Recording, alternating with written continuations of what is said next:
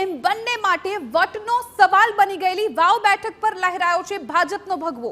વાવ બેઠક કબજે કરવા ભાજપ અને કોંગ્રેસ બંનેએ એડી ચોટીનું જોર લગાવ્યું, પરંતુ ભાજપે અંતિમ 3 રાઉન્ડમાં બાજી મારી સાંસદ ગેનીબેન ઠાકોરનું ગઢ ગણાતી વાવ બેઠક પર 7 વર્ષ બાદ કમળ ખીલવ્યું। વાવના મતદારોએ કોંગ્રેસની સાથે સાથે અપક્ષ ઉમેદવાર માવજી પટેલને પણ જાકારો આપી દીધો છે। ગાંધીનગરમાં કમલમ સહિત અનેક શહેરોમાં ભાજપની જીતના ભવ્ય વધામણા કરાયા। ભાજપના કાર્યકરોએ ફટાકડા ફોડી તેમજ એકબીજાને મીઠાઈ ખવડાવીને મોઢું મીઠું કરાવ્યું। વાવ બેઠક જીતવી એ ભાજપ માટે હંમેશા કપરા ચઢાણ રહ્યા છે, પરંતુ હવે વાવમાં વિજયાટા ફરકાવી ભાજપ છે એ વધુ મજબૂત બની ગયું છે, તો મજબૂત બેઠક ગુમાવતા કોંગ્રેસ વધુ નબળી પડી ગઈ છે।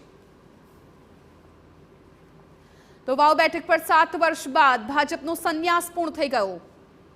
વાવના પ્રતિષ્ઠાભર્યા જંગમાં અત્યંત રસાકસી બાદ આખરે ભાજપના સ્વરૂપજી ઠાકોરે કોંગ્રેસના ગુલાબસિંહ રાજપૂતને હાર આપી। ભાજપના સ્વરૂપજી ઠાકોરનો 2442 મતોથી વિજય થયો છે।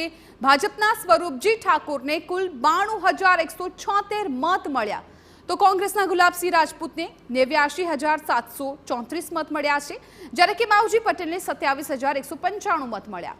પાલનપુરના જગાણા સ્થિત સરકારી ઇજનેરી કોલેજ ખાતે મતગણતરી હાથ ધરાઈ હતી, જેમાં શરૂઆતના 20 રાઉન્ડ સુધી કોંગ્રેસના ગુલાબસિંહ રાજપૂત આગળ રહ્યા, પરંતુ છેલ્લી ઘડીએ બાજી પલટાઈ ગઈ અને અંતિમ 3 રાઉન્ડમાં ભાજપે જબરદસ્ત કમબેક કરી સમગ્ર ચિત્રને પલટી નાખ્યું।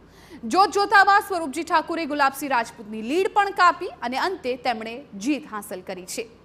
સ્વરૂપજી ઠાકોરની જીત થતાં જ ભાજપ છાવણીમાં જબરદસ્ત ઉત્સાહ જોવા મળ્યો। સ્વરૂપજીની જીતને વધાવવા હજારો કાર્યકર્તાઓ અને સમર્થકો પણ ઉમટી પડ્યા। કાર્યકરોએ ફટાકડા ફોડી એકબીજાને મીઠાઈ ખવડાવીને જીત બદલ શુભેચ્છાઓ પણ પાઠવી।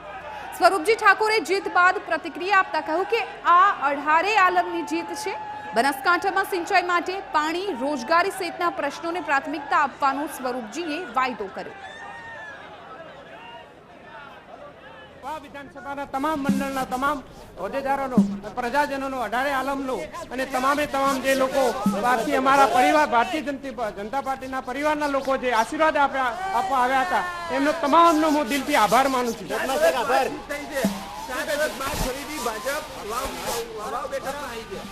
આ 18 આલમે જે આશીર્વાદ આપ્યા છે અને 18 આલમનો હું આભાર ખૂબ ખૂબ માનું છું। જે અમારા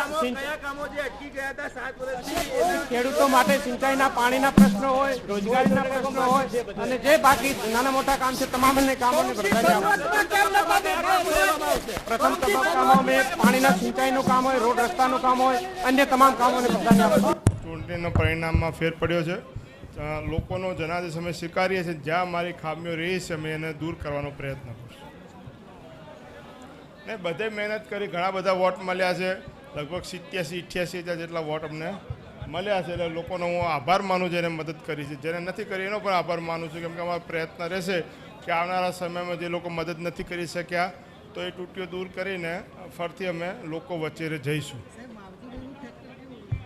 હવે તો બૂથોના આંકલન કરીએ, સમીક્ષા કરીએ, એના આધારે ખબર પડે કે કોને ક્યાં નુકસાન થયું છે। લગભગ 3500 જેટલા નોટામાં વોટ ગયા છે। મારો નંબર ઉપર પહેલો હતો, એના લીધે પણ ક્યાંક ને ક્યાંક એ જે વોટમાં કદાચ જઈ શકે નોટામાં પણ ગયા હોય, કેમ કે નીચેથી પહેલો નોટા હતો અને ઉપરથી પહેલો મારો હતો, એટલે નોટાની અંદર પણ 3500-4000 જેટલા વોટ ગયા છે, એ પણ અમારું નુકસાન છે। ક્યાંક અમારી કચાશ રહી ગઈ છે, પણ લોકશાહીની અંદર સર્વોપરી લોક ચુકાદો રહેતો હોય છે, એટલે અમે લોક ચુકાદાને માથા ઉપર ચડાવીએ છીએ। આવનાર સમયમાં ક્યાંક અમારી જે કાંઈ નાના મોટી કચાશ રહી ગઈ છે એ કચાશ દૂર કરવા માટેના પ્રયત્નો કરીશું। ભારતીય જનતા પાર્ટીના ઉમેદવાર જીત્યા એમને અભિનંદન આપીએ।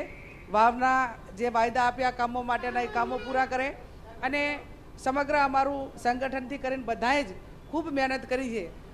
જે ધારણા કરતાં થોડાક જ ઓછા પહેલાંથી કરીને અમે ક્યાંક રહી ગયા છીએ, પણ એ આવનાર સમયની અંદર જે કાંઈ નાના મોટા એનું એનાલિસિસ કરીને જે એમાં ક્ષતિઓ રહી ગઈ છે એ આવનાર સમયમાં ન રહે એના માટેના અમે પ્રયત્નો કરીશું। નહીં, એ પ્રજાનો જે ચુકાદો છે માથા ઉપર છે અને પ્રજાને જે ગમ્યું હોય કરે, એમાં કંઈ સવાલ નથી। જીતનો વિશ્વાસ હતો, પરંતુ પરિણામ આ પ્રકારનું આવ્યું છે, તો કેવા સમીકરણો બદલાયા છે? સમીકરણો તો ચૂંટણીમાં બદલાતા રહેતા હોય છે સમય સમય પ્રમાણે, પણ જે પ્રજાએ જે નિર્ણય કર્યો હશે, જે પ્રજાને જે ચુકાદો આપ્યો છે, એ પ્રજાનો આભાર પણ માનું છું અને પ્રજાને ખૂબ ખૂબ ધન્યવાદ પણ આપીએ છીએ.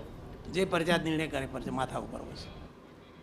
તો વાવ બેઠક પર ભાજપની જીતને પૂર્વ નાયબ મુખ્યપ્રધાન